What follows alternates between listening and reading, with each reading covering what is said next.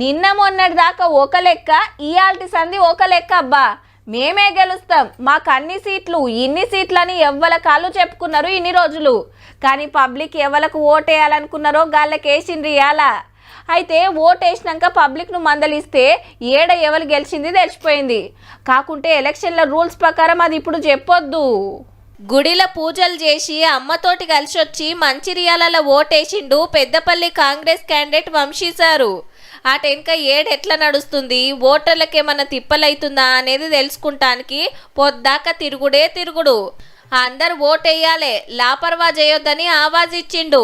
మంత్రి శ్రీధర్ బాబు సారు, ఎమ్మెల్యేలు Vivek sir, Prem Sagar Rao sir, Makkan Singh Raj Thakur sir, Vinod sir, Laxman sir, Vijayaramanarao sir హోటక్కు వాడుకున్నారు. కాంగ్రెస్ పార్టీ అత్యధిక పార్లమెంటు సీట్లు గెలుచుకోబోతోంది. పెద్దపల్లి పార్లమెంటు నియోజకవర్గంలో కూడా పెద్ద మెజారిటీతో మా కాంగ్రెస్ అభ్యర్థి వంశీకృష్ణ గారు కూడా గెలుపొందటం ఖాయం. పెద్దపల్లి పార్లమెంట్ కిందున్న 7 అసెంబ్లీ నియోజకవర్గాలల్లా నెల రోజులు దుమ్ము ప్రచారం చేసిండ్రు. కాంగ్రెస్ గెలిస్తే జరిగే ఫాయిదా ఏందో ఎరక చేసిండ్రు.